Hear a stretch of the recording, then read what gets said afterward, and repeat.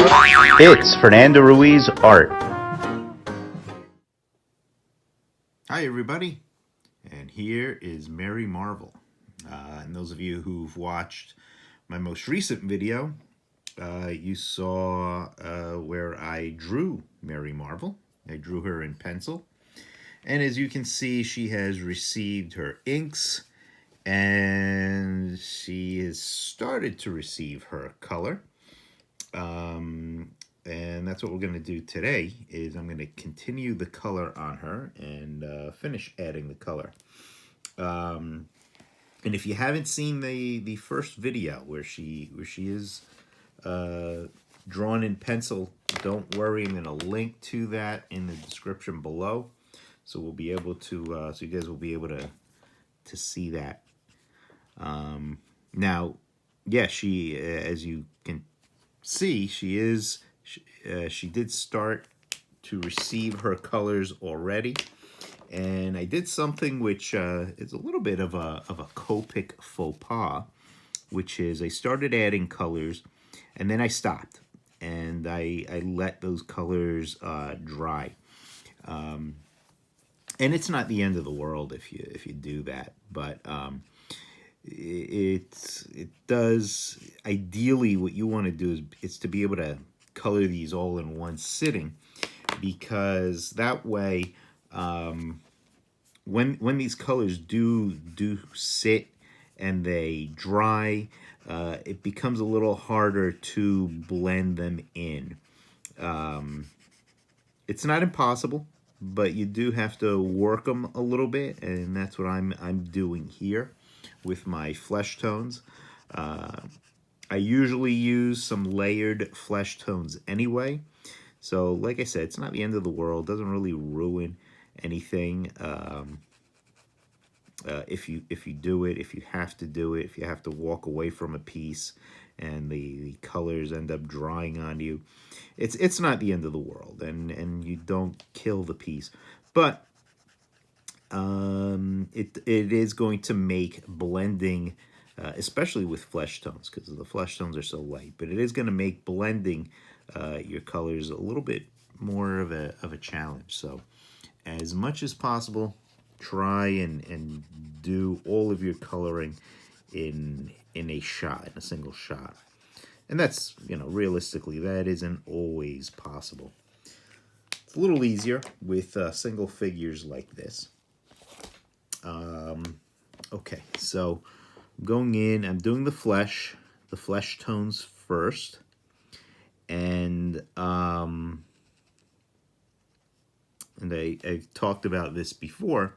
The reason I like to do the flesh tones first, it just minimizes any of the any contamination with other colors.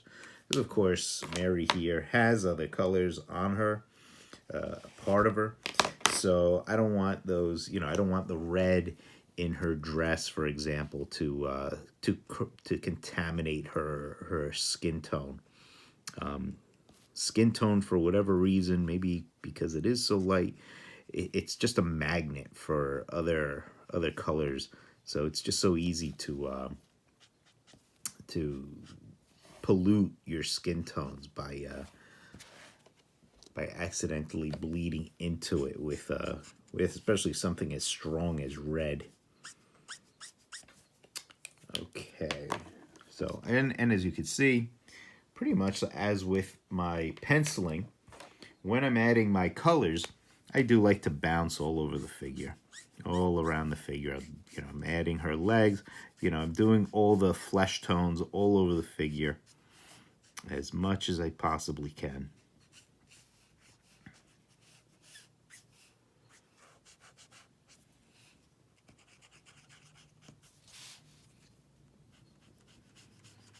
Now, this Mary Marvel here is a private commission going out to a longtime supporter. In fact, I consider him a friend. We've spoken. I've never met him in person. Hope to meet him in person. The great Sean Allen, who's a big Die Kitty Die supporter and fan, and a longtime fan of my own work.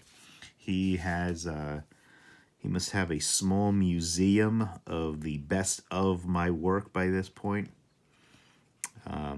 So he, and from time to time, he orders some of his favorite characters from me this way.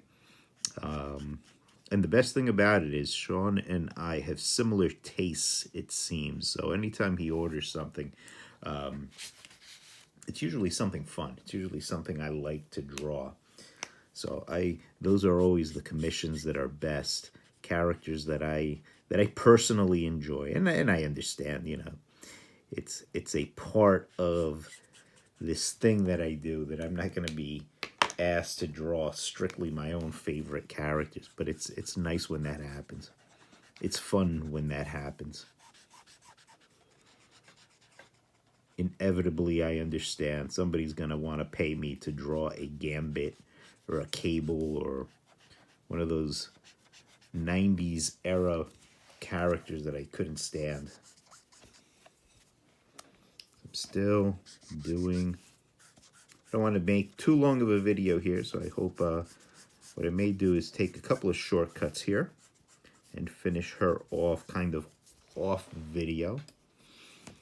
And you can see, as I mentioned before, I like to layer my flesh tones, which means I like to use multiple colors so that I'm better able to add a little bit of modeling on her legs. Note a little bit of a darker tone in there, darker flesh tone. Note the highlights I'm leaving in the on the legs, especially on the thighs there. I want Mary to have kind of, you know, full thighs for a girl her age. I may jump into the dress a little faster than I normally would, just so you guys can see, because, you know, I don't want the video to get too long. I try to keep my videos about 15 minutes would be ideal, because most YouTubers will tell you longer than 15 minutes, and people don't have the patience for it. Some people do.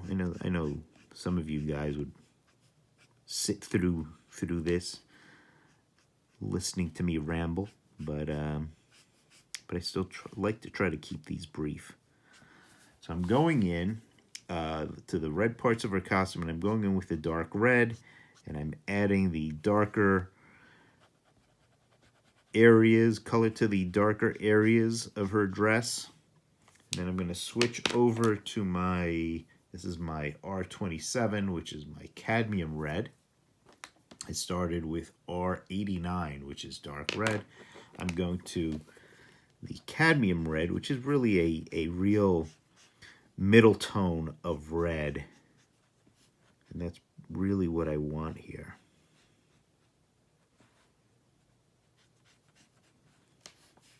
Usually I would want to go in and do the coloring on the yellow areas first, for the same reason as I mentioned with the skin tone. Yellow's lighter than red, so I don't want the red to the yellow to pick up any of the red, and then have red where I want no red. So, going in, and just like with the skin tone, I like to layer my red as well, and that means switching over to my vermilion, which is my R08. Now, even if I don't get to finish Mary all in one sitting, make sure you're following me on the old social media, and you'll be able to see the finished piece, because I always post everything all over my social media. And you could find me on Instagram. You could find me on Facebook. I'm on Twitter too, but I don't really like Twitter. It's not a great platform. And I always link to all of my social media in the descriptions below. So on any one of my videos, you could go in there and you could see, you could find me on Instagram and so forth. And you could also just go directly to FernandoRuizEverybody.com, which is my website. And I've been really active on my website lately. I had neglected it for a while just because I was busy building the old channel here. But now I'm back to posting very regularly on YouTube. On FernandoRuizEverybody.com, which I also link to in the description below. So if you want to check it out, I may go back into into the red areas once the colors dry. I may go in with a little white colored pencil just to reintroduce the highlights. Now, if you've been following me on my social media, you probably have seen my weekly features, Fan Fiction Friday and Secret Origin Saturday. And those have been a lot of fun for me. Fan Fiction Friday, I always post a piece of fan fiction. I've been doing my own Afterlife with Archie fan fiction. If those of you who remember Afterlife with Archie, that was one of the fairly recent new Archie titles. When I say fairly recent, I'm saying within the last 5 years or so. Maybe 6 years now, because that was at the tail end of my time there. And it was it's a popular title. It's a very popular book, Afterlife with Archie. And Archie, they kind of just let it die. They kind of abandoned it. I won't go into why, but they just never, and the book was selling phenomenally well for an Archie title. But they kind of just not stopped pursuing that book, shall we say. They just stopped producing it. Again, for many reasons that I'm not going to go into here. But, a lot of fans really missed that book and really cherished it and really wanted to see it. Every time you see solicitations posted on Archie fan pages, people are always saying, Afterlife? And I always feel bad for those guys. I know how it is to, at this point, you really can't expect that book to ever come back. And I'm guessing it's a pretty sure bet that it will remain on hiatus forever. So it's always sad when you see these fans who are kind of like still holding a candle for the book, and it's probably never going to be there. So in honor of those fans, I've been doing my own Afterlife with Archie fan fiction. And you can see the pages. All the pages have been posted to my website. They're all up on my social media, so you can see the pages if you go back. As of this recording, I am in the midst of concluding my first fan fiction issue. So I've done 20 pages. 20 pages is pretty much the length of a new book these days. So I've done 20 pages of fan fiction. How's Mary looking? We're running out of time, going a little longer than I wanted. So maybe what I'll do is I'll finish her up as a time-lapse video.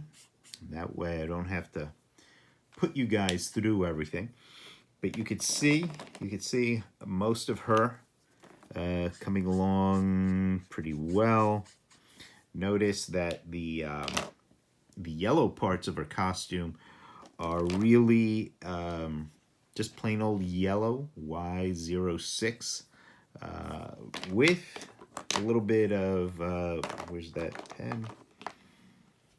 Pale sepia, YR24, pale sepia, to give the yellow some accents. Let me see. Oh, she's got her slippers. This, by the way, is the Mary Marvel of 70s and beyond DC. Oh, I guess I should say from the 70s to mid 80s, late 80s. Mary is a character that definitely aged at some point. From all of her appearances in the Golden Age, Mary was drawn like a very young girl, like a child. And then when DC brought her back in the 80s, or I'm sorry, in the 70s, she appeared to have aged into a teenager to a young woman. Now I'm going to go into her hair, and I want a little sepia. Let me see the sepia. Yep, I want a little bit of a reddish quality to her hair. And I'm whipping my pen here towards the highlight. Go in from the darkest parts and whip my way up. So I'm not really sure. Maybe somebody out there could tell me when Mary's costume changed or evolved. Was it immediately after she was brought back in the 70s, or was it later? And was there a story? Was it addressed in story somehow, or was she just one day suddenly drawn like this? Because again, when in the Golden Age, she was largely a little kid. She had the pretty much the classic Mary Marvel outfit with the lightning bolt in the middle of the chest, much smaller than you see it here. And she had boots, not the little golden slippers, but actual boots with the flap, very much like Captain Marvel himself. You know, old Shazam, as they call him now. So somewhere along the line, the lightning bolt became larger and attached to her neckline there of her dress. And the boots became those slippers we just looked at. I'm going in here with a little E39, which is leather. Leather is the name of this color, and it's a nice warm brown with a little bit of a reddishness to it. So it'll go well for her hair. And I do want a nice dark brown. So I'm going to go in with maybe a little burnt umber. Hopefully this isn't too brown, because I do want to give a little bit of darkness to the really dark areas of her hair, and this will give her a little bit of a nicer